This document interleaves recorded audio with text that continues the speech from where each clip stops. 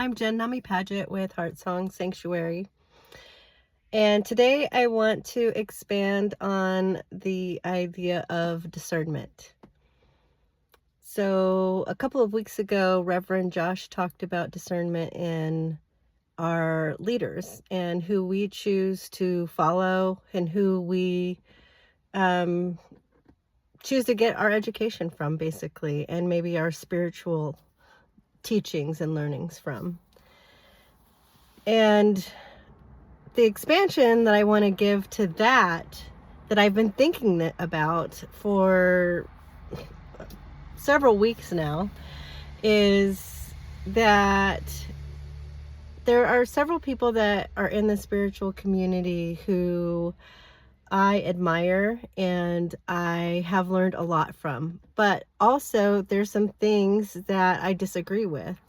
And so discernment not only comes from the people that we choose as individuals who we're going to learn from, but also within that person. So if we decide somebody is someone that we want to learn from and they have a lot of great things that we agree with or that we like or that we resonate with, let's just say that we resonate with, but there are other things that we don't, then the discernment for that comes in when we need to be able to not throw the baby out with the bathwater. And I'm not saying to follow somebody who's toxic or to learn from anybody that you feel uncomfortable with. But if they have a lot of concepts that you agree with and maybe one idea that you don't or a concept that you don't, then you don't have to throw away the teachings of that entire person. And I just bring this up because in my younger life, I had some very black and white thinking. And so if somebody said or did something that I didn't approve of, I tended to turn away from that person completely. And I realize now, just looking at some of the teachers that I've had over the course of my life and some that are out there currently, that I don't have to do that. There's a spiritual teacher out there online who I admire a lot of the stuff that she does. And she's got some excellent teachings, but there's some other things that seem, I don't know if it's like way out there, but it seems like maybe her discernment isn't as high as it should be. So that causes pause for me.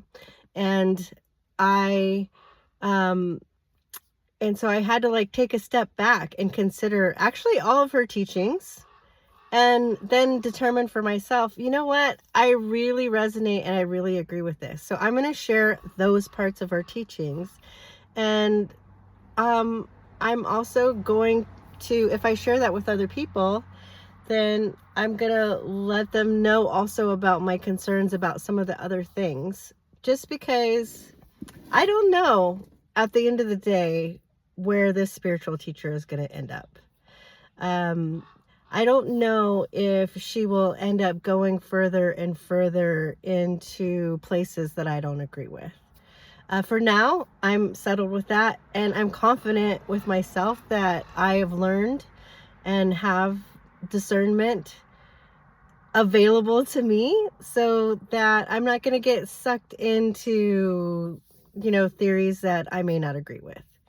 And I think when I was younger, and I think there was a lot of religious dogma and there was a lot of things going on. There still go on today. But I just feel back in, the 90s when I was growing up, that there was a lot of cult trauma in our society. And so there was a lot of fear placed on alternative teachers that they may be cult leaders or they may be leading you down a path that you shouldn't be going down. And so I treaded very carefully, and I discounted a lot of different people, I think, in my 20s, because I had a fear for myself that I might fall into something that I that was dangerous for me.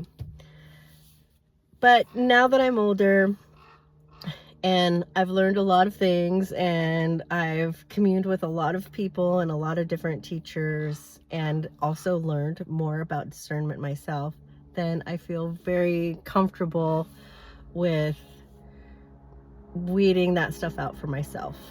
And I don't have the fear that was placed into me before, but I'm just wondering, especially with the younger folks who are out there, if they have like that kind of same fear around spiritual teachings and leaders and things like that, and what your experience has been. Because we do have a lot of things like going off the rails, and so sometimes it's hard to decipher like what seems true and what doesn't. And we just have to go back to this discernment. And to have really good discernment for yourself, you have to know yourself really well. So if you're shaky in that area, if you don't know that you have the ability to suss out for yourself if something is safe or not, then really start to get to know yourself and what feels safe for you. And the more that you do that, the better it's going to be for you when you're working with somebody else, because you'll have a solid sense of your being and a solid sense of yourself, and other people can't come in and shake that then. No matter what you're doing, no matter what training you're in, and no matter what you're learning, because we're just in this world where discernment is key. And that is the message. Josh talked about that. Reverend Josh talked about that a while ago. And this is just my expansion on it. So would love to know your thoughts and your experience with discernment within dealing with one individual person or a teacher or somebody that you've worked with, where you've agreed with maybe a lot of what they have to teach, but don't agree with some of the other things that they have to teach. So that's it. Blessings. I hope you have a wonderful day.